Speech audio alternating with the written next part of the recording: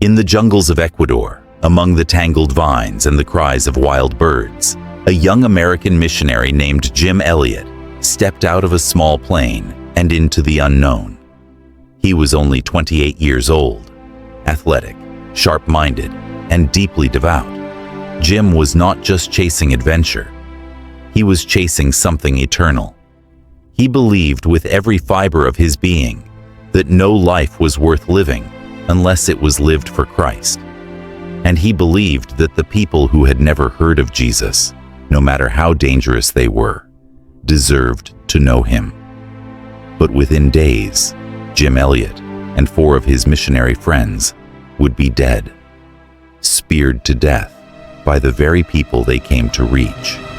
The Waorani tribe, also known as the Auca, a fiercely isolated and violent group living deep in the Amazon rainforest. News of the massacre would send shockwaves across the world. Front pages lit up with headlines. The public asked why. Why would young men with bright futures willingly walk into the jaws of death? Why risk everything for people who might kill you? But what came next was even more shocking. Jim's young widow, Elisabeth, with a toddler in her arms and grief still heavy in her chest, did the unthinkable. She went back. She returned to the very people who had murdered her husband, not with revenge, not with hate, but with love. This is the story of Jim and Elisabeth Elliot, a story of radical faith, of purpose stronger than fear, and of a love that overcomes death itself. It's a story that doesn't make sense by the world's standards, but for those who believe in something greater, it is the kind of story that changes lives. Jim Elliot was born in Portland, Oregon in 1927. From a young age, he was intense, passionate, and singularly focused. While most boys his age were consumed with sports or girls or getting into college, Jim was devouring scripture, writing journal entries that wrestled with eternity, and asking deep, dangerous questions. What is my life for? What would I be willing to die for? He had charisma, a quick wit, and the kind of presence that made people stop and listen when he spoke. But more than anything, he had conviction. He attended Wheaton College in Illinois, a Christian institution known for academic rigor and spiritual depth. It was there that he met Elizabeth Howard, a brilliant, thoughtful woman with a quiet strength. Their relationship wasn't rushed. They shared letters, deep theological conversations, and a mutual belief that their lives belonged entirely to God. Their love was not about comfort, it was about calling. Jim had become burdened with a passion to reach the unreached, those who had never heard the gospel. He felt drawn to South America, where tribes lived in isolation, untouched by the outside world. He knew it would be dangerous. He knew it might cost him everything. But he also knew what he believed. He is no fool who gives what he cannot keep to gain that which he cannot lose. Those words, now immortal, came from Jim's journal, and they would echo across generations. In 1952, Jim set sail for Ecuador, alongside fellow missionaries, men like Nate Saint, Roger Youderian, Pete Fleming, and Ed McCully. He began the slow, painstaking work of language study, cultural immersion, and spiritual preparation. Their ultimate goal was bold: to make peaceful contact with the Waorani, a tribe infamous for spearing outsiders and even their own people. For years, the tribe had lived in violent isolation, suspicious of any intrusion. Few had dared approach them, and fewer had lived to tell the tale. Jim married Elisabeth in 1953 in Quito, Ecuador. Their union was brief but profound. They shared a tiny home, a common mission, and a young daughter, Valerie. The Elliots were not driven by comfort or success. They were driven by purpose. Every decision was weighed against one question: Will this help us bring the gospel to those who have never heard? By 1955, the 5 missionaries began using a small yellow airplane to make contact with the Waorani from above. Nate Saint, the pilot, developed a method of lowering gifts from the plane using a clever bucket system.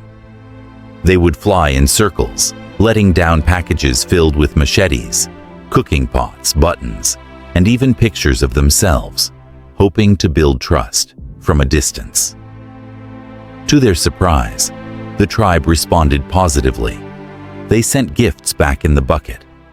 One day, a few of the Waorani even approached the missionaries at a designated sandbar along the Curare River. They smiled, laughed. One man even went for a ride in the plane. It seemed like a miracle, the first breakthrough. But then, everything changed. On January 8, 1956, after months of preparation, prayer, and what appeared to be successful early contact, the 5 missionaries set up camp on the riverbank. They waited, hopeful for more interaction. But instead, a group of Waorani warriors emerged from the jungle and speared all 5 men to death.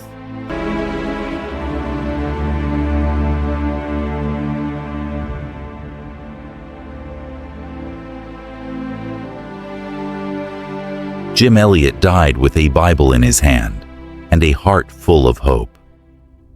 The news of the massacre stunned the world. These were not reckless thrill-seekers or foolish adventurers. They were intelligent, well-educated men with wives, children, and promising futures. And yet they had chosen this path. Why? Jim's journal entry offered an answer. When the time comes to die, make sure that all you have to do is die. He had already died to self, long before his heart stopped beating. Back in the United States and across the Christian world, the reaction was grief, mingled with awe. The martyrdom of the 5 missionaries sparked a massive wave of missionary interest and spiritual reflection. But perhaps the most astonishing response came not from the churches or the mission boards, but from Elisabeth Elliot herself. Elisabeth chose not to leave Ecuador. She chose to stay. She moved into a settlement with her daughter Valerie, and alongside Rachel Saint, the sister of Nate Saint, began learning the Waorani language more deeply. They prayed for a way in, for a miracle. And then it came. 2 Waorani women, themselves victims of the tribe's internal violence, left their village and began living with Elisabeth and Rachel. They taught them the language, the customs, the stories of what had really happened the day the men were killed. Through them, the door opened. And then, in an act that defies human logic and echoes only the deepest truths of grace, Elisabeth Elliot brought her young daughter into the very village where her husband had been murdered. She brought not judgment, but compassion. She taught the women. She tended the sick. She translated the gospel into their language. Slowly, the Waorani began to change. They were stunned that these women, the family of the dead, had come not for revenge, but for relationship. One of the very men who had speared Jim Elliot later became a Christian and began teaching others about the love of Jesus, the same Jesus Jim had died trying to share. Elisabeth's courage was not loud, it was not flashy, but it was relentless. Through her grief, she walked in obedience. Through her heartbreak, she offered healing. She once wrote, "To be a follower of the crucified Christ means sooner or later a personal encounter with the cross, and the cross always entails loss." She knew loss intimately, but she also knew redemption. Years passed, and what once seemed impossible became reality. The Waorani tribe, once feared as one of the most violent on earth, began to change. Forgiveness had cracked open the hardened hearts that years of violence could not.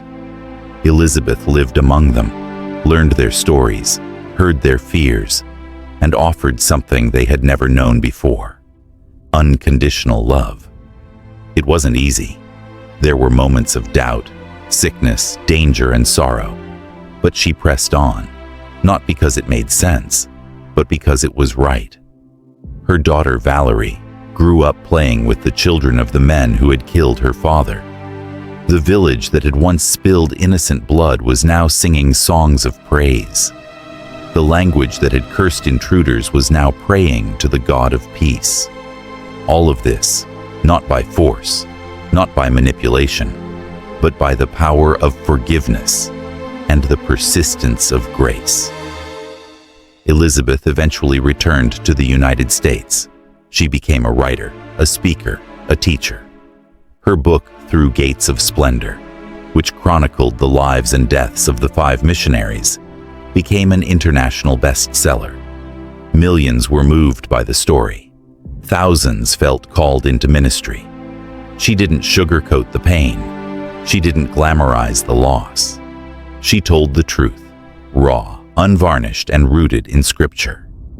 People expected to see bitterness, but instead, they found peace. They expected trauma, but found strength. Elisabeth's life became a living testament to the words she once wrote.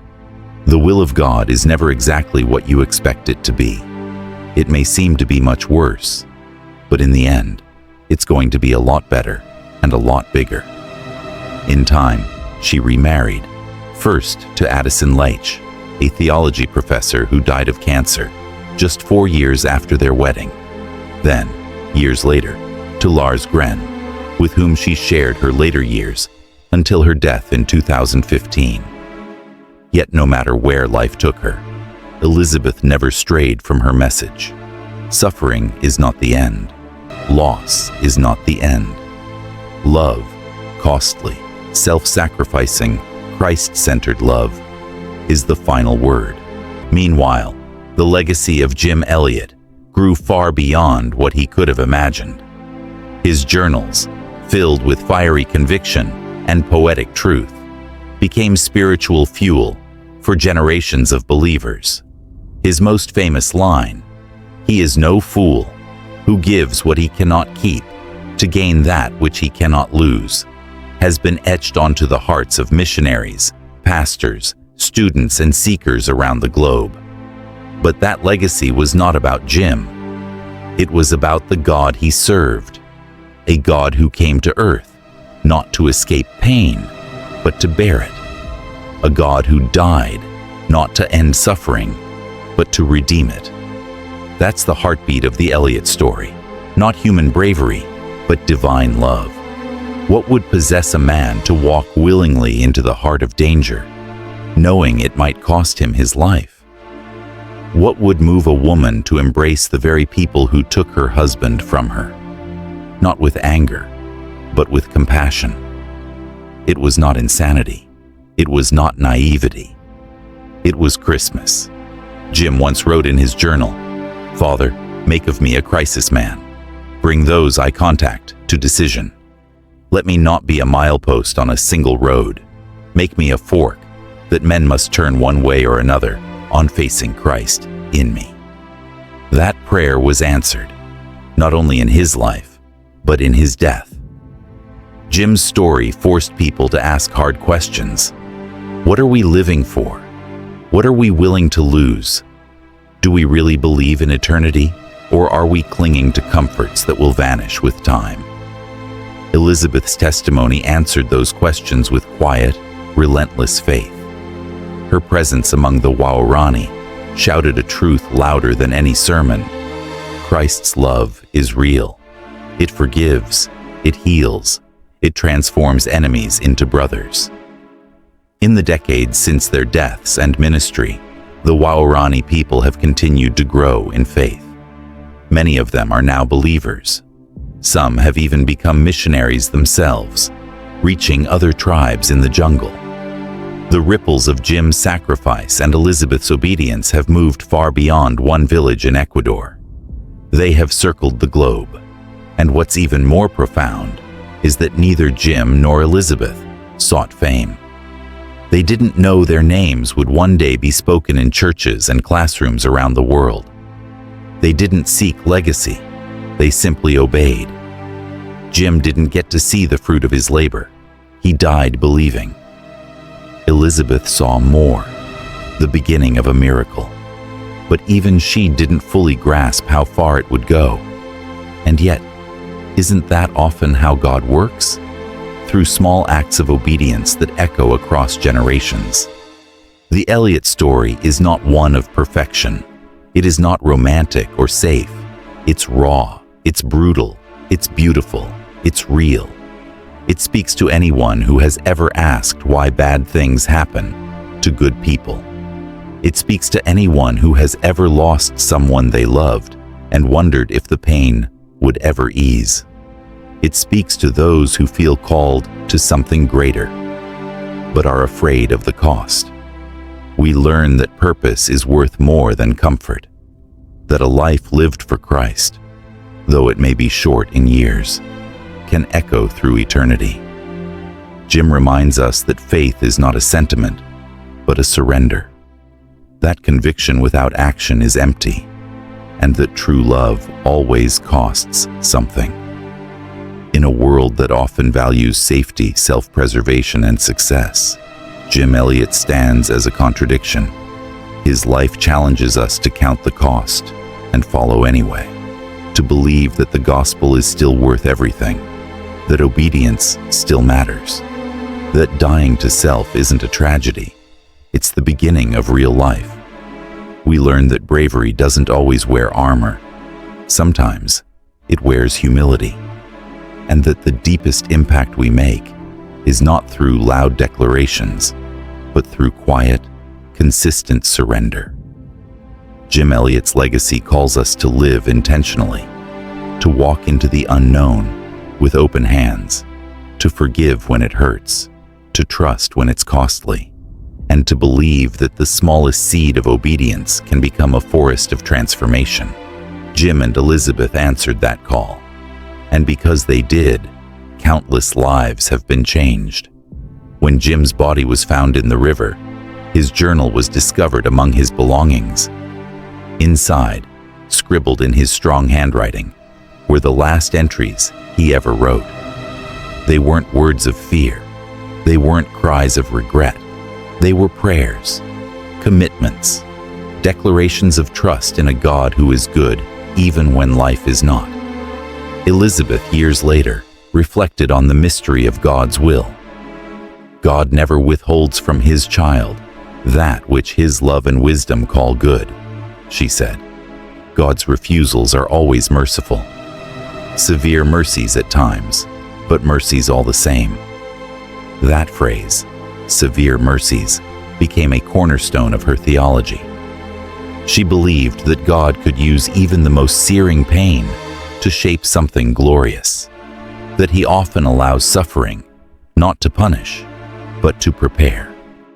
Their story continues to inspire, in books, in sermons, in missions conferences, in quiet hearts around the world who read their words and feel a fire ignite, a fire to live for more, to love deeper, to forgive what seems unforgivable, to risk it all for what truly matters. It's easy in today's world to get caught in the trivial, to chase comfort, to run from risk, to avoid pain at all costs. But the story of Jim and Elisabeth Elliot stands as a reminder, a living monument, that some things are worth everything, that there is a kind of love so fierce, so pure, that even death cannot silence it. In the jungle of Ecuador, under the trees where blood once stained the soil, voices now rise in worship. Children laugh. Families gather to pray. A people once lost in darkness have seen a great light. And it all began with a young man who said yes to God, and a young woman who chose to forgive, not because it was easy, but because it was holy. Forgiveness conquered fear. Grace broke generations of bloodshed, and the gospel found roots in the most unlikely of places. In the end, Jim was right.